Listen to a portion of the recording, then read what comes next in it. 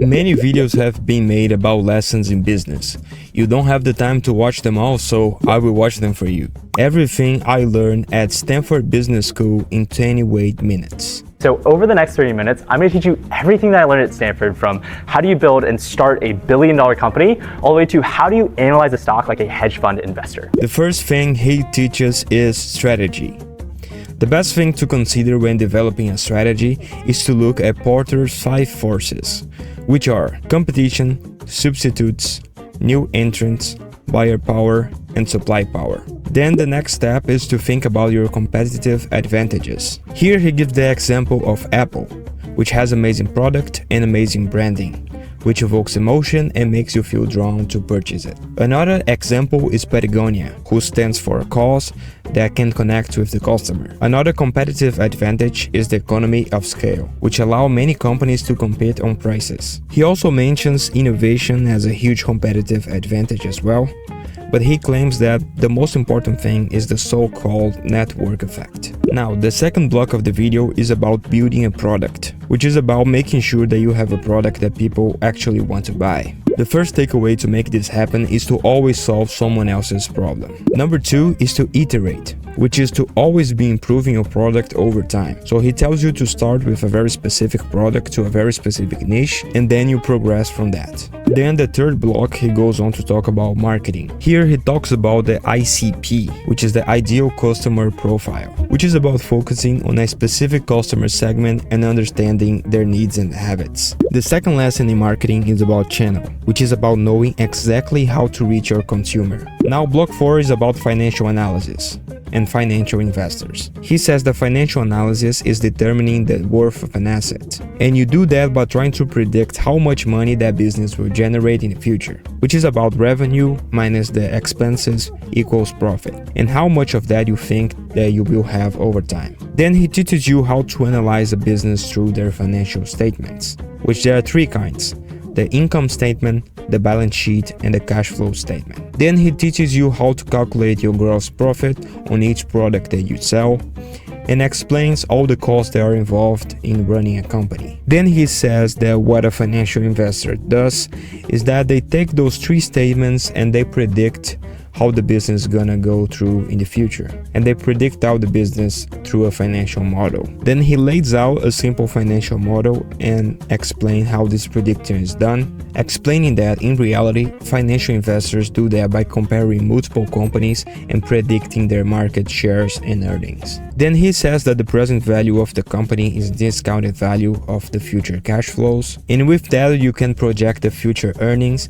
and figure out their valuation. The final part, in which he says that it's the most important one, he's talking about emotional intelligence, which is about being a leader, which is gonna make your employees produce more and your company to be successful. Well, this video was truly amazing. I think the value here is enormous, so I'm gonna give this one 5 stars. 5 steps to start your first business. The first one is conceptualize. You should begin by generating and refining multiple business ideas. This involves brainstorming, researching the marketing, identifying the problem that you aim to solve, and developing a unique value proposition. Number 2, assemble minimal viable product, MVP. Here you should create a basic version of your product to test the market and generate leads. So he suggests using tools like scorecards or free webinars just to gauge the interest and validate your business idea without initially charging customers. Number 3, shape product for market fit. Adjust your product based on the feedbacks from potential customers to ensure that it meets the market demands. This involves talking to the customers and refining your product to better serve their needs. Step 4, launch. Once you have the product that fits the market, launch it by putting marketing efforts behind it. This may include spending money on paid ads, hiring influencers, or using other promotional strategies to attract more customers. Number 5, expand and scale up.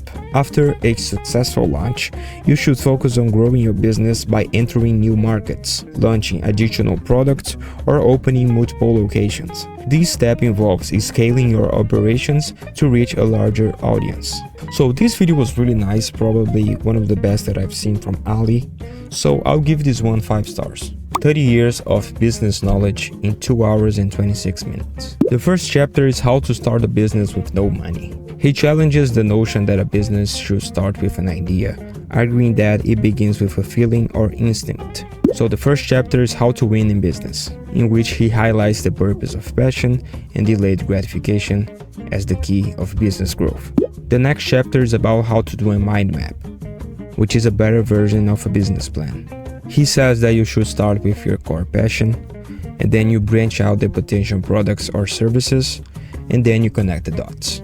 Next chapter is how to find purpose. He stresses the significance of purpose in motivating yourself and your team. The next chapter, how to find a co-founder, in which he emphasizes the benefits of having a co-founder, comparing it to having an accountability partner in the gym. The next chapter, how to sell, which he tells you to understand your customer, build a genuine connection, and negotiate the deal. The next chapter is about how to market your business, in which he recommends understanding your target audience and tailoring your marketing messages accordingly. The next chapter is how to PR your business, which is targeting relevant journalists, writing compelling press releases, and building relationships with journalists. Next chapter, how to get an investor, in which he outlines various funding options, like family and friends, angel investors, venture capitalists, and brand partners.